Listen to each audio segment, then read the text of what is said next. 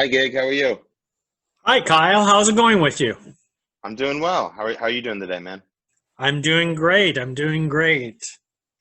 A little bit Good to hear. chilly, but weather's changing pretty fast, right? Where are you? Where are you based out of? I'm actually based here in California, Fresno, California. Okay. All right. Well, you get enough good weather then. So, you know. Oh yeah, yeah. To us, 85 degrees is pretty cold. Right, right. So hey, Kyle, congratulations for your documentary. Maybe this next year. Maybe next year. Thanks, man. I appreciate it. As a Bears fan, I'm kind of disappointed that you did a documentary on the on the Eagles. But you know what? I have to congratulate it. It's because you did a documentary on their championship year. So that's a great thing. Yeah, yeah, we got lucky. It started out as a small documentary about like a character study film and just following certain characters, and then we looked into filming, of the year they won the Super Bowl. So it's pretty miraculous. So at which point during your documentary you knew that they were going to go all the way? Man, not until the last second during the Super Bowl hit zero did I really feel like they were going to win it. I've grown up an Eagles fan my whole life. Um, Both my parents are really big Philly sports fan. My mom had the Phillies game on in the delivery room when I was being born. So, like, literally, I was born into Philly sports passion. And, you know, it's always, getting close, but never getting there. So I felt like even during the Super Bowl, I was just waiting for that, that last touchdown by Gronk. Like I just was thinking that this isn't going to happen. So when it hit, I finally was like, oh, I couldn't even believe it. So So to your amazement, was this the perfect ending to a documentary? I mean, it was better than what I hoped for. I mean, I couldn't. I was, I like I said, I kind of lucked into it. So I mean, the fact that we we managed to capture history and we managed to capture for these characters, some of the best moments of their life. Yeah, it was more than I ever could have dreamed of. So when you first started your documentary, what was your initial expectations for something like this? I was expecting it to be a short film that was just looking at characters and looking at where all that passion comes from, kind of diving into a bit of the underbelly of sports fandom and looking at different people that live in that ecosystem, that go to the games, that are at the tailgates, that throw these big parties. So and then looking at how they manage their work lives and how they manage their social lives and how they manage their marriages. Someone like Barry, who spends all of his retirement money instead of going to Florida, convinces his wife to build this huge number one voted man cave in America. To celebrate his Eagles. It was me looking at that. It was kind of looking at the psychology of sports fandom and trying to make a character piece and celebrating and investigating what makes where all this passion comes from. So how did you manage to find these fanatics out there in the Philly area? A couple of different ways. We found, it was we knew Shirley, from the radio, and we knew I heard about this man cave. It's like it was like this myth, that I had heard about. And then when I went up to Reading, and met Barry, I was like, oh, this is an amazing character. 72 years old, dressing up in shoulder pads, running around, and then like also like having such a big heart to build this like beautiful community where people come. And so I felt like there was a story there. And then Bryant, I'd known about his YouTube videos, but again, as soon as I got on a phone call with him to kind of talk more, we had a lot of calls, and I felt like there was something deeper to his story, that I felt like maybe there was a side of him that I could show that wasn't shown on YouTube. I thought there was a story there. And then Jesse, I just met at a bar down on 2nd Street in South Philly. His family runs a bar. I was there for a game. He was acting like a maniac, and I again, the same thing. As soon as I started talking to him more, I found out about his son, who has special needs, and his father, who unfortunately had cancer. And I felt like he was a good character that represented legacy and represented someone who's watches the team, to kind of escape their problems on Sunday and have a little bit of relief and pass on their love of football to their son. So, were there any considerations of more other people towards your documentary? Because obviously you had to cut a lot out.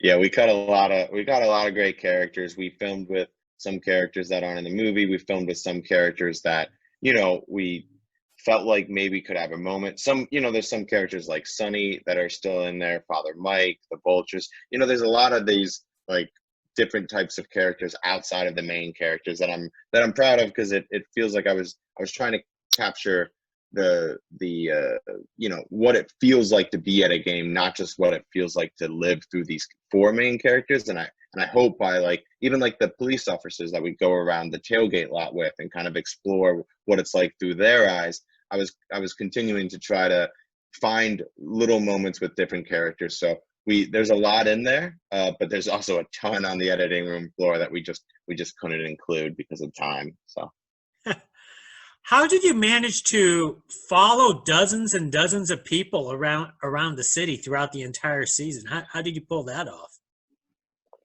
It was it was something that started small by filming through like 3 months of the 2017 season and being able to then go back in 2018 and fill in gaps.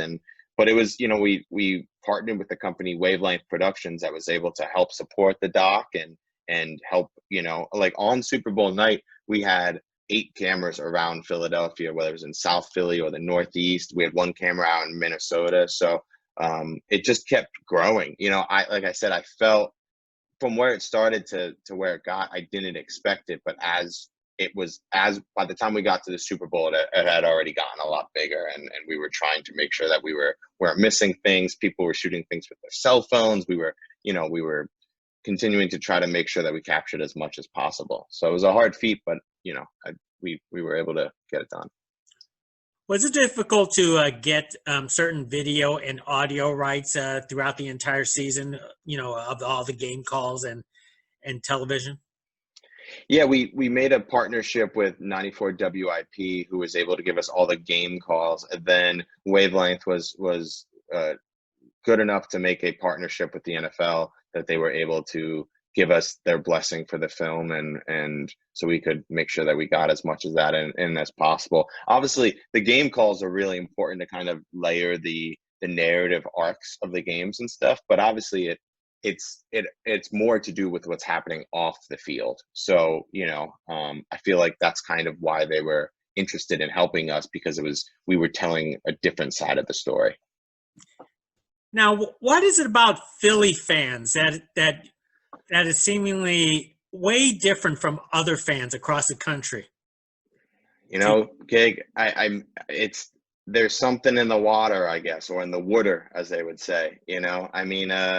I think it's because of, I think there's a bunch of different reasons, but I think, I think we kind of have a chip on our shoulder, and in terms of not being the capital of the country. It started in 1776 with the signing of the Declaration of Independence, but then it goes to DC, then New York becomes this big, metropolitan city. And then there's us in the corner, kind of, very close to both, but not really getting its respect. So I think we use our sports teams to kind of represent the area and represent how the people feel. So I think when they're doing well, I think the whole city comes together in a way that, you couldn't even believe. But when they're down, you hear it on the radio, you hear it in the stands, they're booing because they expect a lot, because, it's like I said, it's almost like they're a big representation of the city.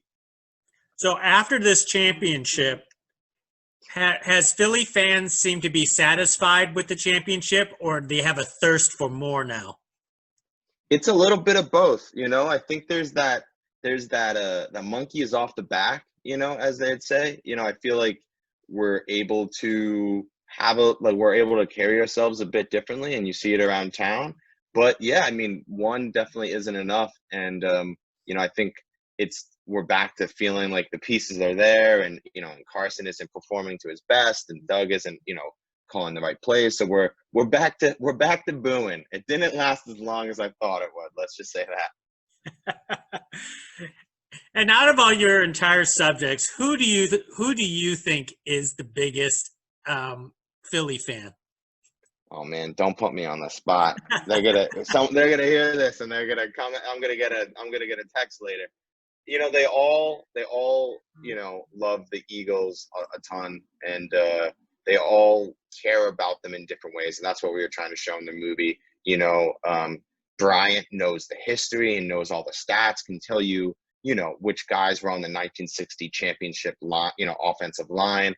But Jesse, will care about the games and be listening, at work, and Shirley calling in. I mean, it's tough, or Barry literally spending all of his life savings. So it's tough to think like who knows the most, who's the biggest fan. I think all of them, would say themselves too.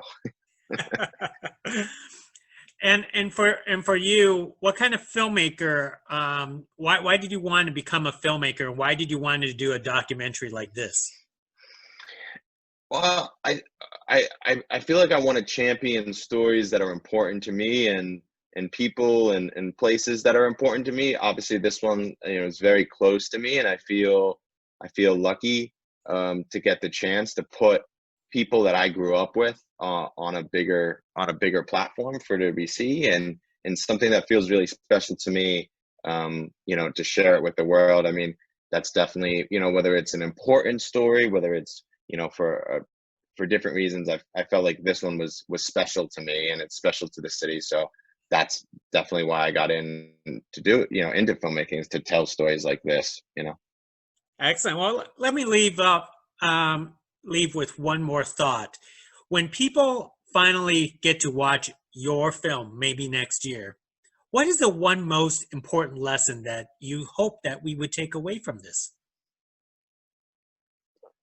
I think we're not as bad as the media paints us. That's what I would say, is that the fans are not as bad. I think I'm trying to show it through an objective lens, so you can see that it's not all roses either. There's moments in the movie that I think certain people may raise their eyebrows at, but I'm trying to show that it all starts at a real and human place. So hopefully the closer you get to the characters, hopefully you'll come away with a better understanding of what it means to be a Philly Eagles fan, or just a sports fan in general.